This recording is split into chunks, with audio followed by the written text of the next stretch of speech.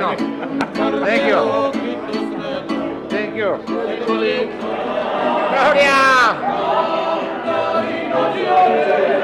So great. So great. You're looking great, Mato. Hey, we are doing something.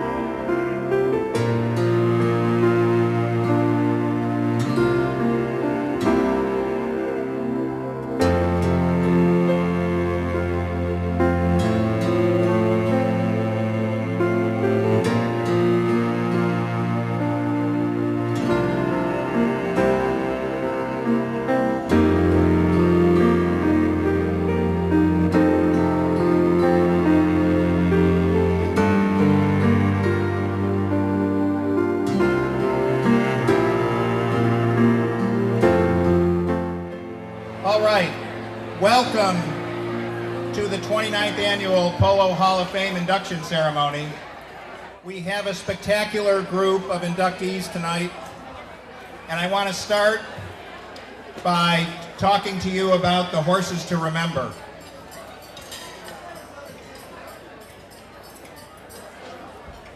The 2018 horses to remember include two horses. The first one is Ruffino. The gray mare Ruffino was regarded as one of the greats of her time, playing under the great Hall of Famer Tommy Hitchcock. Although owned by J.H. Jock Whitney, he loaned her to be played by Hitchcock in the 1935 U.S. Open and Waterbury Cup matches, performances that were recounted in awe-inspired reviews. From among the group of ponies with enviable reputations, Ruffino was declared the winner of the coveted Prince Friarstown Challenge Cup. Her courageous play in the 1935 Monty Waterbury Cup may be summed up best by an excerpt from Polo in November of 1935. Quote, "No one who witnessed it can ever forget the picture of the gray mare and Tommy Hitchcock in the sixth chukker. It was one of the supreme chukkers of Polo, easily the highlight of the year, and the engraved record of what happened will be, as long as this cup exists, mute testimony to a gallant animal giving of her very best in the hands of a supreme performer." Let's give a round of applause for Ruffino.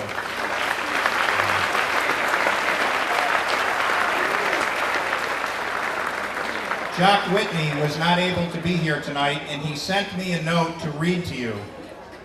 Good evening, ladies and gentlemen. On behalf of the John Hay Whitney family, I would like to thank the Museum of Polo and Hall of Fame for this most prestigious award. Ruffino was the prize of the Green Tree team's powerful string, which won the National Open Championship in 1935 and 1936. Piloted by the great Tommy Hitchcock, the pair led a comeback victory for Green Tree in the final match of the 1935 Waterbury Cup. The Whitney-Hitchcock relationship continues to this day through the lifelong friendship of my mother, Sarah Wilford, and Tommy's daughter, Peggy Hitchcock, who attended Milton Academy together as teenagers. I am happy to say this award will find its rightful place at Green Tree in Manhasset, Long Island. A wonderful evening to all. Peter de Bonaventura. Thank you, Peter.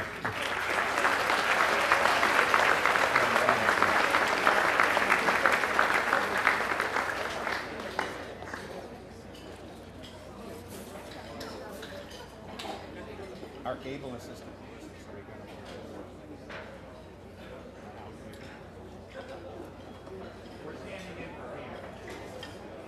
Our second inductee in the Horses to Remember group tonight is Lovely Sage.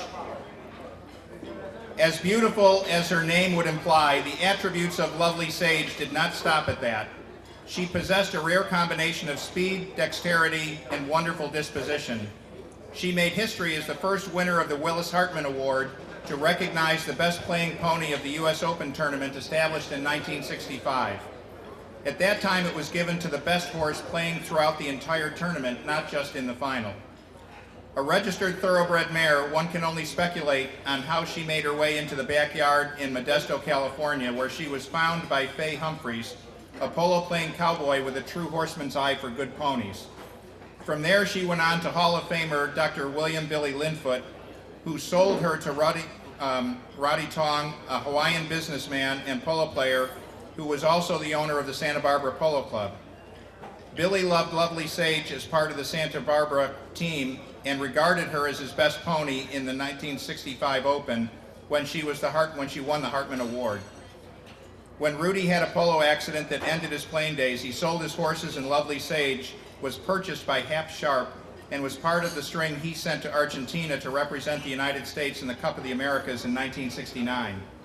Hap's son-in-law, famed horseman and Hall of Famer Tommy Wayman, had played the mare and later used him for his breeding program.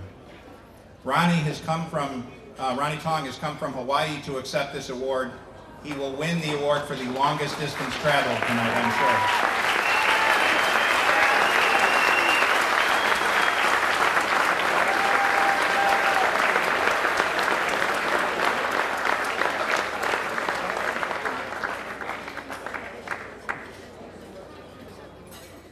Well, this is indeed an honor to be here.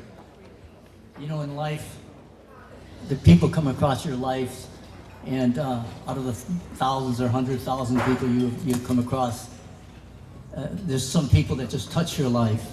And the same I found is true with horses and with Lovely Sage. She was you can tell from this picture is not the best, but that full length picture of her, she had the conformation of a great, great mare.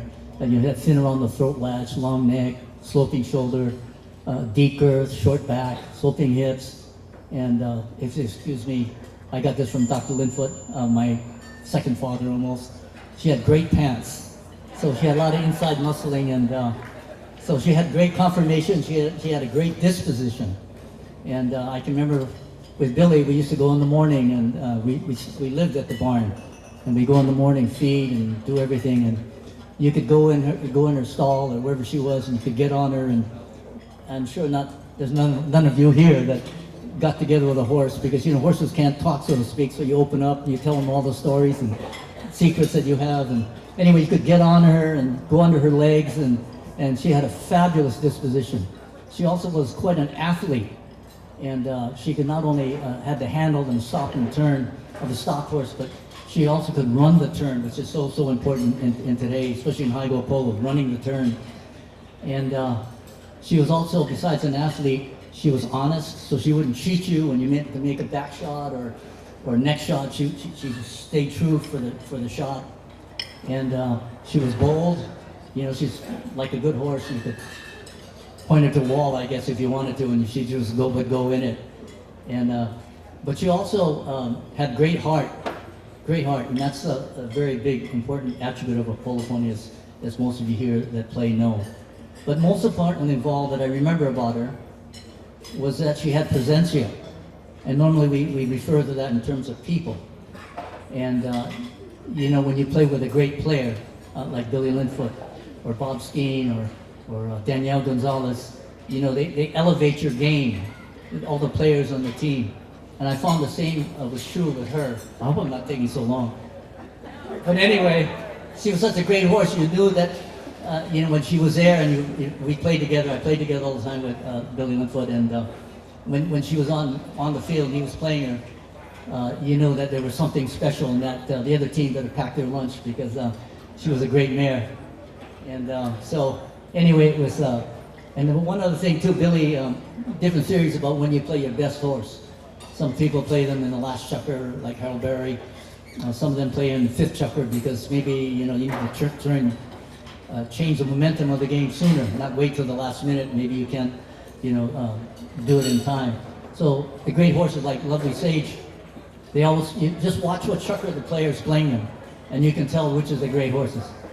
So I want to just thank you very much for considering her, and I want to accept the award not only for her, but also for all the people that were involved.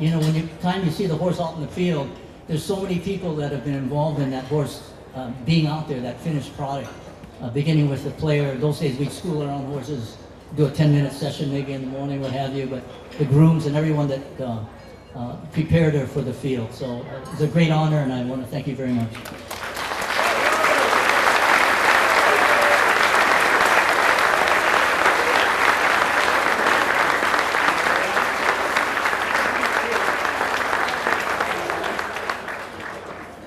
Next, I want to introduce our first award tonight in the Eigelhart Awards. The Hall of Fame Philip Eigelhart Award began in 2001 and is given to acknowledge exceptional lifetime contributions to the sport of polo.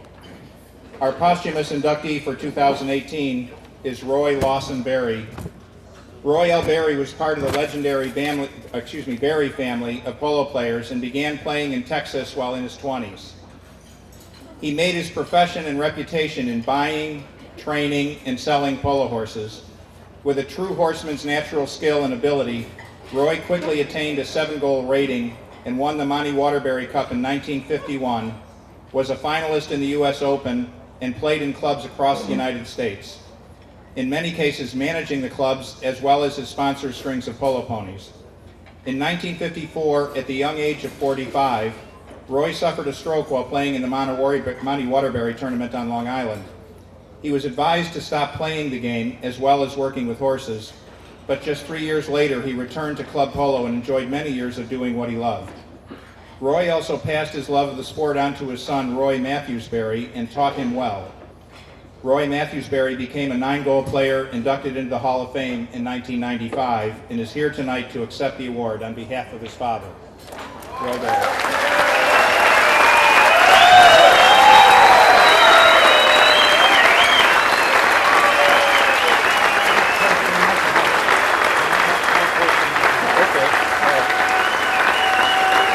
Thank you. Before I start with my dad, I'd just like to say how excited we were and happy that Dad and Jimmy Newman could be entered together. They were great friends. They worked all their life at this, and Jimmy's still doing it.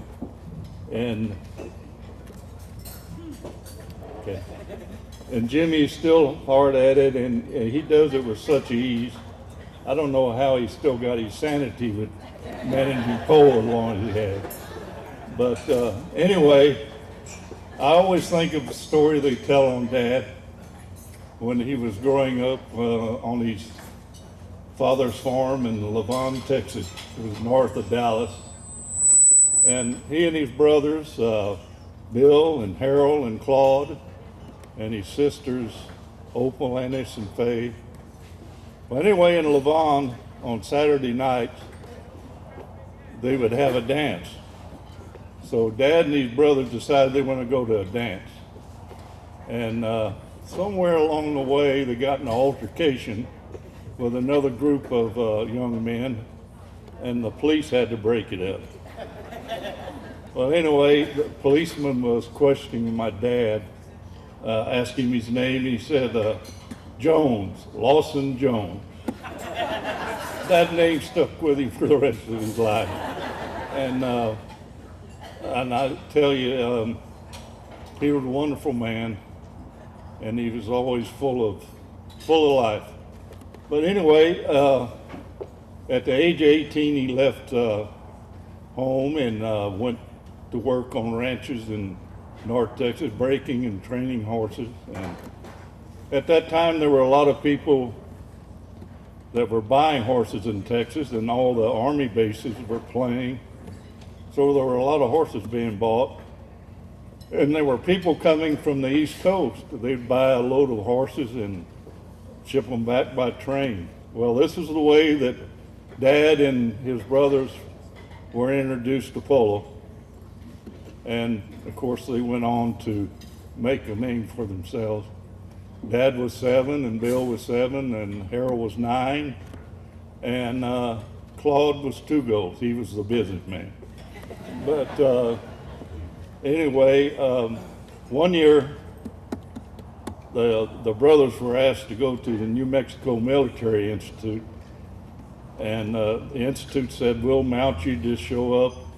And so they accepted. They go and they start to play, and they had to give them something like 12 goals, a handicap. So if you mount somebody, you know how that is, how that goes. But anyway, my dad was griping at halftime about what he was having to play, the horses he was having to play. And about that time, this young man rode by on a good-looking horse, and he said, "Young man, has that horse played polo?" He said, "No, Mr. Berry, sure hadn't." He said, "Well, did you let me play?" "Well, yeah, but he hadn't played." "Well, that doesn't make any difference. He's better than what I'm riding." And I think they actually ended up winning the game. But anyway, I remember the first polo game I ever played. I was 13, and I'd just gotten out of school, had my school clothes on. I was going to watch Dad practice. It was at the Diamond B Polo Club, which the Beverages owned at that time in San Antonio. Anyway, I go to the barn to say hi to Dad before the game. He hands me a mallet, a helmet, and says, "Go play." Well, here I am in my penny loafers and my school clothes, and he just throws some chaps on me and off I go. Well, of course, I was thrilled to play, but I was scared to death because I was getting ready to go out into practice with Cecil Smith, Ray Harrington, Billy Merritt, you name it, they were there. And it was quite a thrill for me, and it was a great introduction to polo. I did nothing else after that, and that was the end. Anyway, Dad, as they had mentioned, Dad suffered a severe stroke in 1954. The doctor said, "You'll never ride, you'll never play again." And well, he didn't know Dad. He went on to play and ride, and all of this I contribute to my mother's love and tender care. And Dad went on for many, many years to play and train horses. And when my son Bobby started to play, he and Dad had a wonderful relationship. And of course, Bobby experienced a lot of things that I did. And they had just a wonderful time together. But that's the short story. And there's so much more. I just want to thank the Hall of Fame committee for this wonderful award. And I know my dad would be very proud.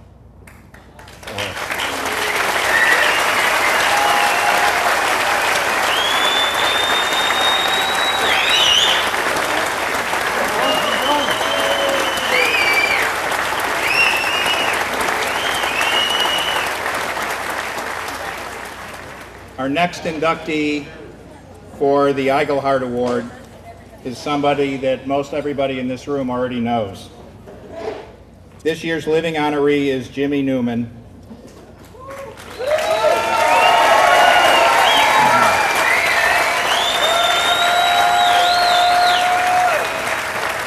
With 54 years of polo under his belt, Jimmy is well known in polo and worked his way through the sport, making a living by training and selling countless polo ponies who went on to play medium and high goal polo, including the U.S. Open. Having attained a 3-goal outdoor handicap and a 4-goal indoor, Jimmy won the 1985 U.S. Open handicap, also known as the 26-goal C.V. Whitney Cup. During his career, he served as manager and organized tournaments for several of the biggest and best polo clubs in the world: Retama in Texas, Palm Beach Polo and Country Club, and Santa Barbara Polo and Racket Club. He has managed 27 U.S. Open championships.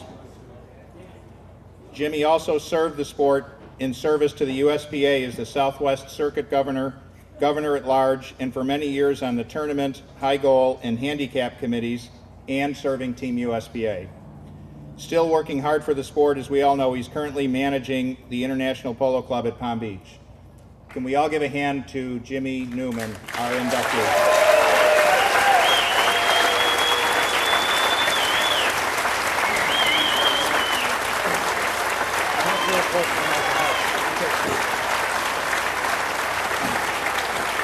Thank you. Thank all of you. I want to thank the museum, the selection committee, George and Brenda, and all of you for coming tonight. And this is a great, great honor. And one of the greatest parts of it is to see my name with Roy Berry Seniors.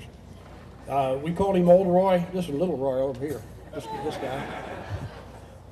I'll tell you how I first started in polo. I came to Florida in '64 to go to junior college. This one right here in Lake Worth. And just by a freak accident, Don Beveridge became my uncle that year. My mother's sister married him, and he was operating the old World Palm Club in Boca. Now, not the one that just closed a few years ago, but the one on Glaze Road. And I got to know Don, ended up living with him and my aunt for a while. And he said, "Do you need a job?" And I said, "I sure as heck do." And he said, "Well, go out to the Polo Club and ask for Jack Carticello." Now, that's another story. And he'll give you a job painting the stall doors. And he said, "Now, I've got an old gelding there." Don had quit playing polo like a year before. And he had one old chestnut gelding named Sonny Boy. And he said, "You go out there and paint stall doors, and when you get tired of that, find Benny Gutierrez and Howard Jones and ask them for a saddle and tell them you want to ride Sonny Boy and get them to teach you how to hit the ball." Well, that's how it all started. That's how it all started. And it's been a long, long deal. And I read somewhere that I've been in polo 54 years, going back to 1964 there in Boca. And that seems like a lifetime, but at other times I think about it and it seems like a blink of an eye. And I remember a lot of wonderful things and a lot of wonderful people. And as they mentioned, I was so fortunate. I wanted, from the first moment I was in polo, I wanted to play polo. And I wanted to play in the U.S. Open. It only took me 20 years. And thanks to the Ghost family, I had my chance in '85 in San Antonio. Steve Ghost came to me, and I think we had 7 teams entered. And he said, "Buddy, we need another team." He said, "You got to get some players, put a team together." And I said, "Well, I know Charles Smith isn't on a team, and he'd like to play." And I called him. He was in Dallas. And he said, "There's a guy up here named Fayaz Uddin. He'd like to play." And I talked to my friend Tony Capolo, and I said, "You know anybody who's playing the Open?" He says, "Call Paul Rizzo. He said he'd love to come to retirement." So we put that team together. That was a 26-goal tournament, and we were a 21-goal team. And we played against a couple of 26-goal teams, and we give them quite a battle. We didn't beat any of them, but in those days, you kept the score 2 ways, one for the handicap part of it, and another score sheet for the Open, which was on the flat. So when we go on the field, we're 5 goals ahead. Well, with that, we got to the handicap final, and by a freak accident, we did end up receiving the trophy for the what at that time was a U.S. handicap, and like they said in the thing earlier, they changed it to the C.B. Whitney. And there's one thing I want to point out. Today, the Hall of Fame, which is the consolation for the U.S. Open, that is a handicap tournament. And every year, if we need another team, I talk to some of these young players and I say, "Guys, put a 21 or 22 goal team in. Get the 5 goals on the handicap, because then when you get to that handicap final, you're probably going to win that game against a 26 goal team." Of course, as we know, that doesn't always happen. Like they said, if I've done anything, it's managed polo clubs. I've been a polo club manager for 41 years. My first one, and talk about biting off a big fish, in '77, Ratama needed a manager. A great old guy named Dutch Evinger was retiring because it was getting too big, and he told Steve Ghost, "You need a young guy." And I asked for the job, and Steve says, "You got any experience running a polo club?" And I said, "No, I really don't." And he said, "Well, I don't either, but let's try it." Well, it worked for quite a while. And as they said, I was very fortunate, and I got to go to Santa Barbara for a few years. I was at Palm Beach Polo. I've been at IPC now for 15 years. And another great thing, a summer deal, and this is something that Hap Sharp and Harry Collins got me into in Colorado. They had Tommy Wayman and I come there in '88 to start what they called the Roseboro Polo Club. And that deal lasted for 28 years, and that was a great, great thing. It only ended a couple years ago. And I was there 14 years. I was still involved in it in the last 14, and a great gal by the name of Haley Bryan ran it the last 14 years. Haley's with me now. She's here somewhere tonight.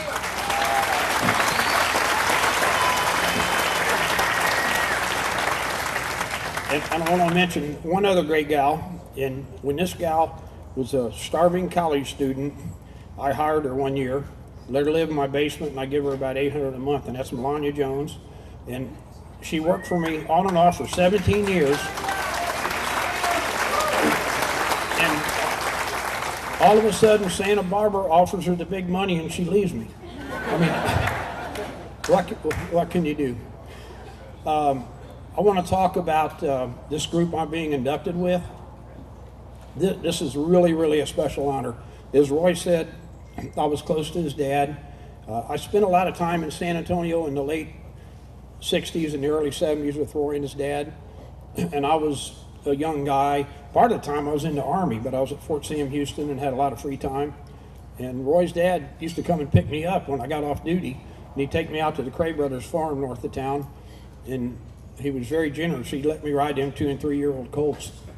And he had a lot of good advice. And them rocks in that ground were hard. But, you know, between him and Roy, I do think I learned something, and I really appreciate the berries. And, you know, there's like 13 of them here tonight.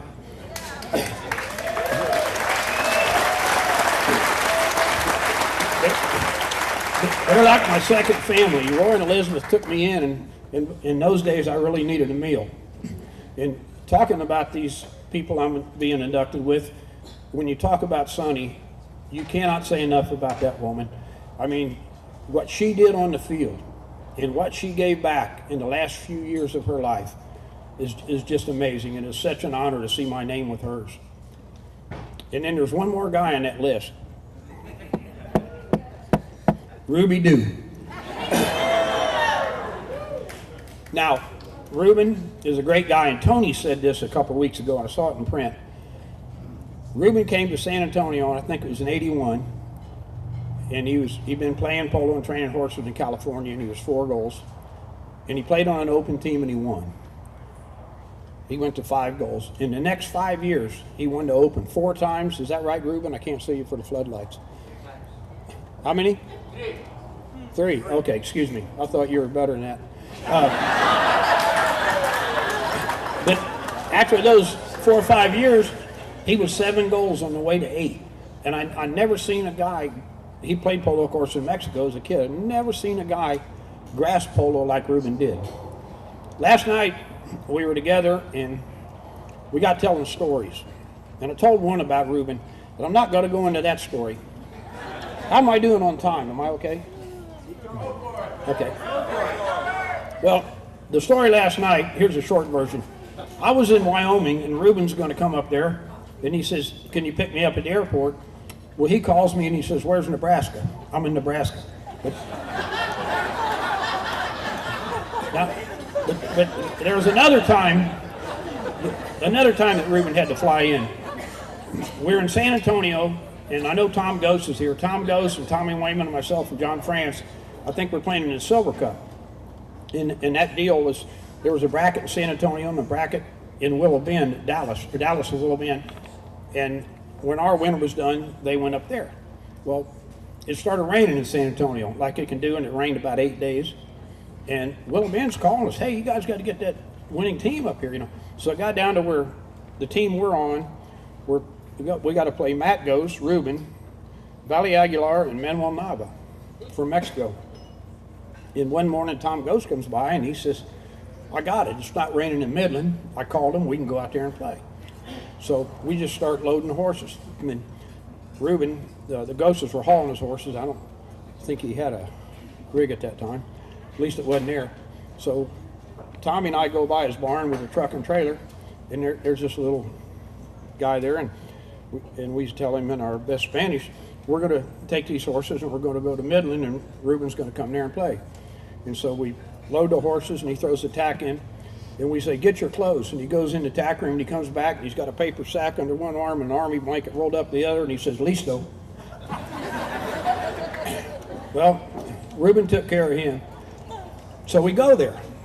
It's 350 miles, but we don't know where Reuben is. And we got everybody looking for him. And finally, Tommy Wayman says, that son of a gun, I bet you he's in Santa Barbara. So we called Gary Wooten, and Wooten said, I saw him yesterday. And we said, get that son of a gun, put him on a plane. So we find out, okay, we hear Reuben's going to land tomorrow at 1 o'clock. So we talked to the Polo Club. We've been waiting on him 3 days. So Tom Ghost goes to the airport to get him. And Wayman and I and John France, the other guy on the team, we're in Chili's having lunch. And we come out, and it's an hour and a half before the game, and here comes Tom Ghost and Reuben. And just at that moment, and I don't know how many of you experienced the beautiful weather in Midland, Texas, but a thunderstorm hit a dust storm right over top of Chili's.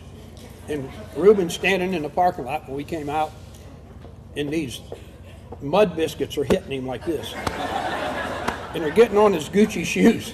And he says, Wayman, Newman, you guys are crazy. I'm in Santa Barbara, the most beautiful place in the world, and you bring me here. The world is going to end. We're not going to play polo. A half hour later, the sun came out. We played, and he'd been laying on the beach for 5 days. We've been hauling horses, all his and ours, all over Texas, riding horses, and he beats us.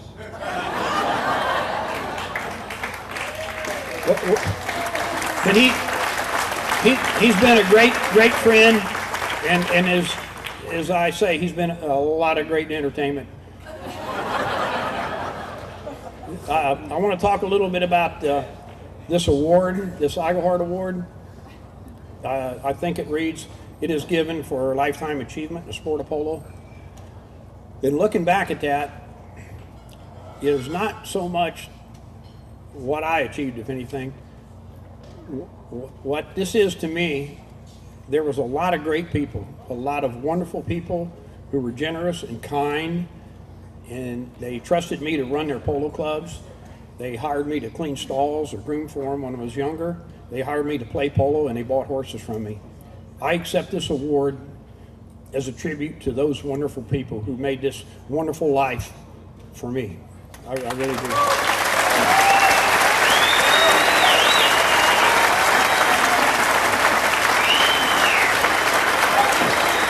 I want to thank one more little group.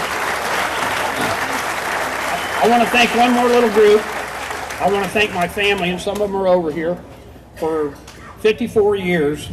That's what it said, that I was in polo 54 years, and I believe it. They didn't know where I was half the time. My sister Karen's over there. They didn't know really what I was doing. They knew I was playing polo, doing something with horses. And they always stood behind me, and they supported me. And they were glad to see me when I came home. And I want to thank them for being behind me. And there's one of them that's not here with us anymore. We only had him for a short while. And that's Jimmer. And thank you, buddy.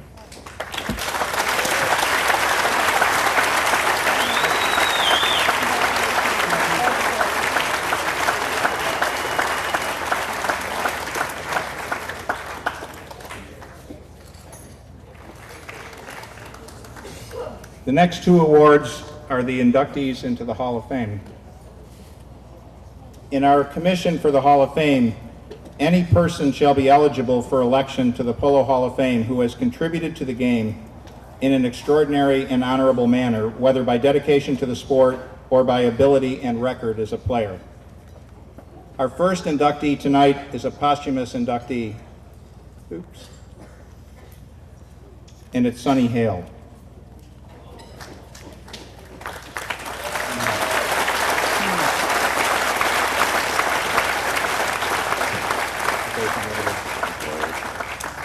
In February this year, the polo world lost a champion of the sport, Sunset Sonny Hale, at the young age of 48.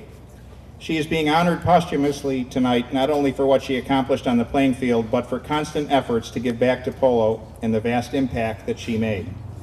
Her career was one of firsts. The first woman in the U.S. to reach a 5-goal handicap in a male-dominated sport. She made history when she became the first woman to win the U.S. Open Championship in 2000. Breaking down barriers for women, she was the first woman to be hired as a professional to play on teams alongside the world's greatest players for over 20 seasons. Not content to rest on her laurels, Sunny stayed in perpetual motion, working tirelessly to promote the sport, horses, and horsemanship as a mentor to aspiring polo players, male and female, young and old. She wrote a series of polo help books, created an online clinic, and traveled the world lecturing and giving polo clinics and seminars. Created the American Polo Horse Association to establish polo ponies as a breed and preserve their information for posterity. Created the women's handicap system that was adopted for use by the USPA. Started the Women's Championship Tournament to give greater opportunities to polo playing women and help revive the United States Women's Open. She served on USPA committees, won countless tournaments the world over, and was a 7-time winner of the Polo Excellence Award, Woman Polo Player of the Year. A true horsewoman outside of the sport, she was also inducted in the National Cowgirl Hall of Fame. She'll be remembered in uncountable ways as an extraordinary player, exemplary horseman, a founder of organizations, a teacher, a coach, a creator of opportunities, with dynamic advocacy for anyone who needed her help. Her passion to share her knowledge with others endured her around the globe, and she is regarded as the most influential woman in the polo of our time. Here to accept the award for Sunny are Joanne Dale and Tiana Smiklis.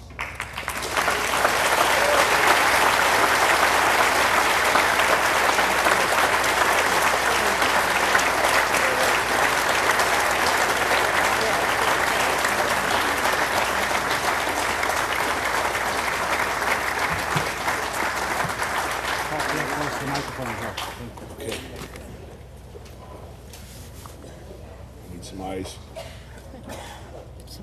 Yeah. I'm going to keep this short and sweet. The longer I make it, the harder it'll be. And I put a nice handwritten statement together to say what I want to say about Sunny Hale, and I hope it's okay with all of you. Simply put, Sunny Hale was one of the most magnificent people that I've ever met. She touched a lot of people in many different ways, and she had such a positively infectious personality. Her smile could light up any room. As some of you know, Sunny was a big dreamer.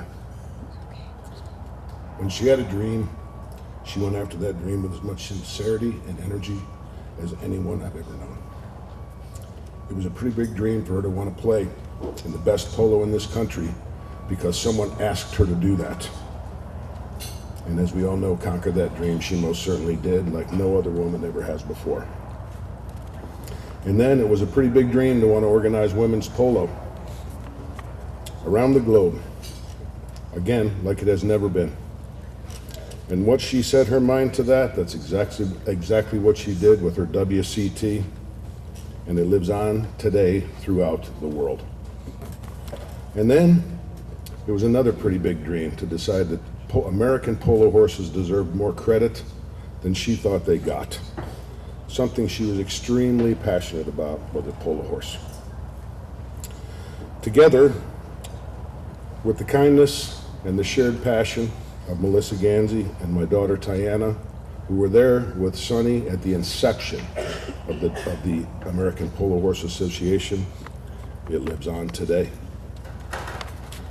Sunny was an inspiration to just about every person she came across, and she was inspired by a few herself. Many of you are in this room, and you know who you are. It is an honor for me to be accepting this induction on her behalf, and I'll end by saying two things. Sunny had a trademark saying each morning, and some of you know what that was.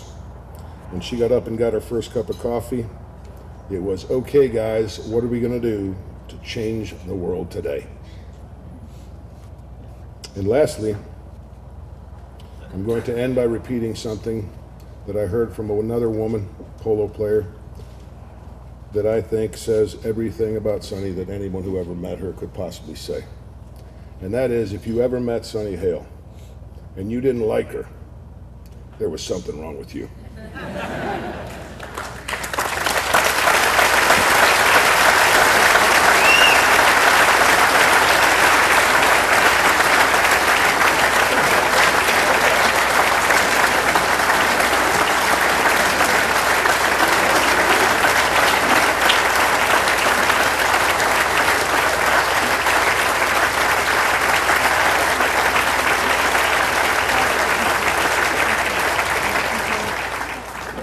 Wow, that quieted the room down. Thank you very much to the Smickless family. This was a wonderful tribute to Sonny. Our last inductee tonight, we've already talked a little bit about him, is a fellow many of you in the room have known for years, Ruben Cressida.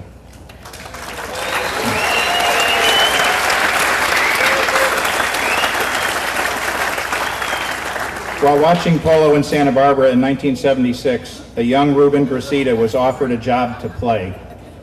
Not having played for some time, he began his professional career at 3 goals, but went to 5 in a matter of months.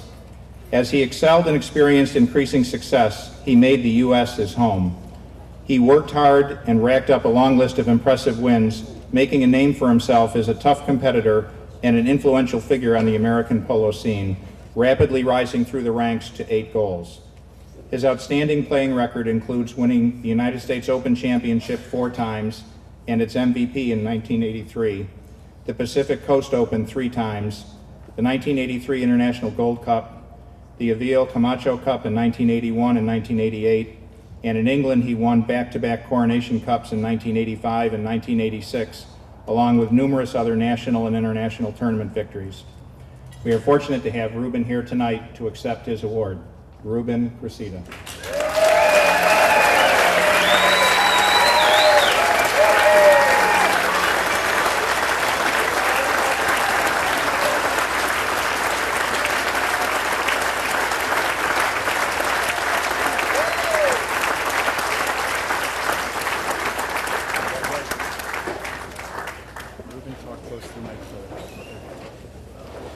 Oh boy, I'm here in front of everybody. I don't know how I made it, but I did. I don't know, today I knew that I was going to get to be here in the Hall of Fame. I got up this morning, I went in the crack of dawn to my new job, which is training racehorses. I got up and I got 2 different shoes, different colors. I says, I don't know, this is not a good start. I came over here to the table and I have table 13.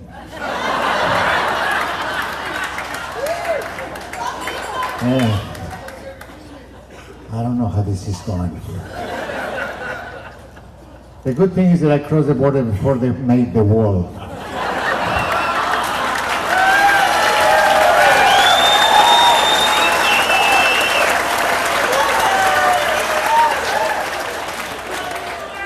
And I'm over here in front of all my friends, polo people, polo that I love, thing that I've been doing for all my life.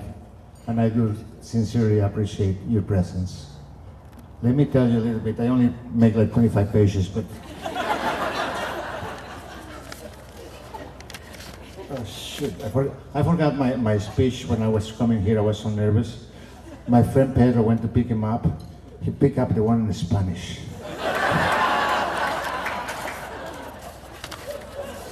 Let me see if I can. I think this is the way. I think this is the way it counts because I didn't put it in numbers.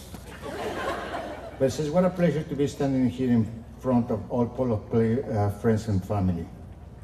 Polo, of course, is a passion that we all share. With this, I have to thank the nominating committee, the Museum of Polo, and the USPA. Thank you very much. What an honor to be recognized in something you live and die and love, polo. I came to USA, to Santa Barbara in 1976 to watch a polo game. Then later, I learned that it was the Pacific Coast Open Championship game. While walking into the polo field, just stopping divots, I got an offer to play polo. I haven't been playing polo for many years. I've been in the racetrack. I've been involved in the racetrack, and I had an offer to play polo. Boy, I don't even remember the pages, but I'll tell you what. Of course, I did take the offer. The offer was from the ambassador Glenn Holden and his beautiful wife Gloria Holden.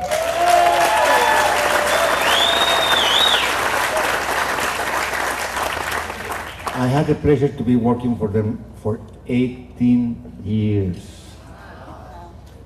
Poor of them. Oh my goodness. Beside that, I had the opportunity to play in huge teams and big teams. I played with the team with Seth Herden. I played with the team with Jack Oxley and Steve Goss, which they were great people that I won the US Open with, along with Glenn Holden. Thank you very much, guys, for giving me the opportunity to play with your team and winning the US Open.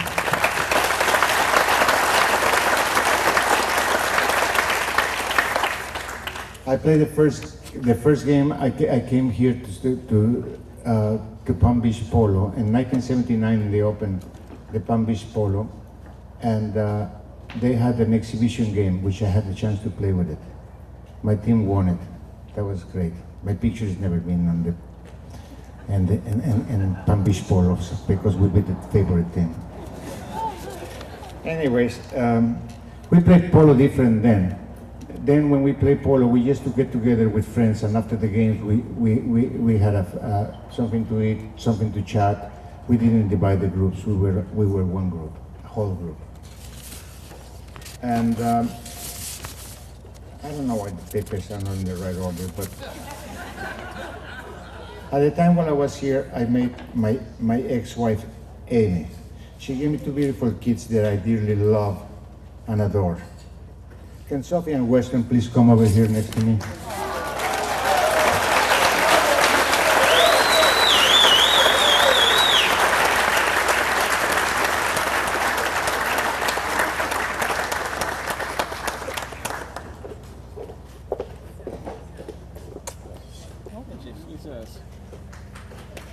Thank you.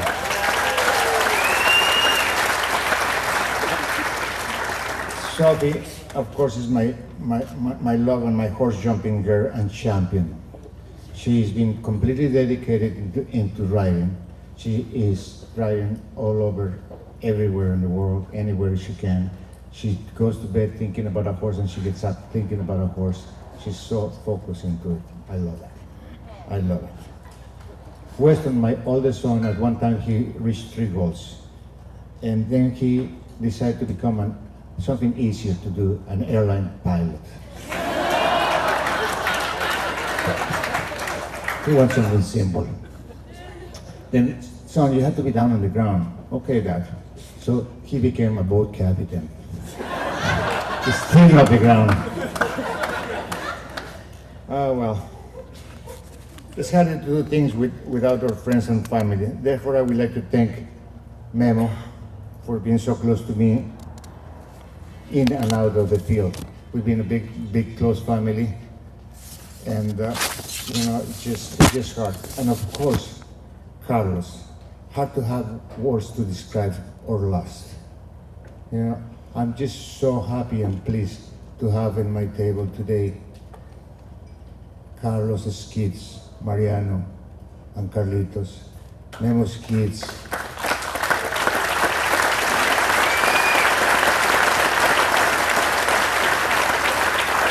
Thank you.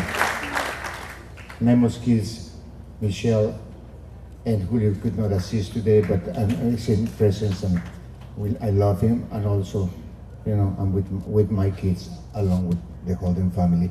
And I do want to thank you very, very much for being here, listening to my words. And I love the chance to have a present like this, to be recognized in something that I love so much. Thank you very much.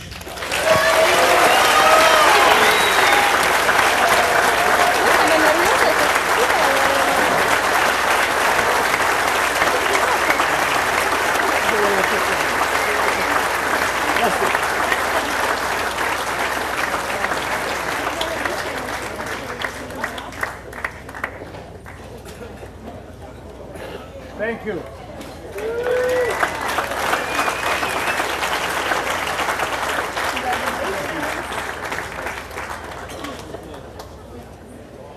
All right. First off, a round of applause for all of our inductees tonight.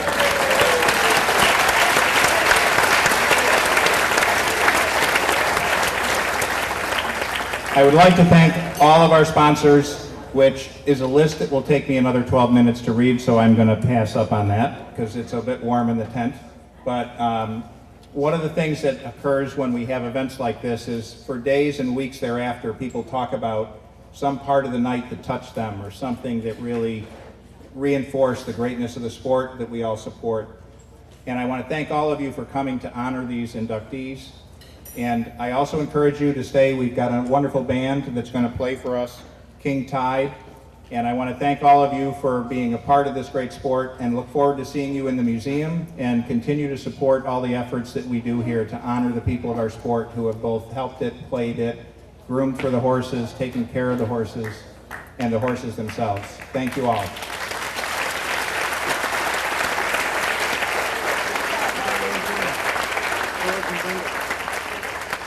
I would be remiss if I didn't thank George and Brenda, who actually make all of this happen.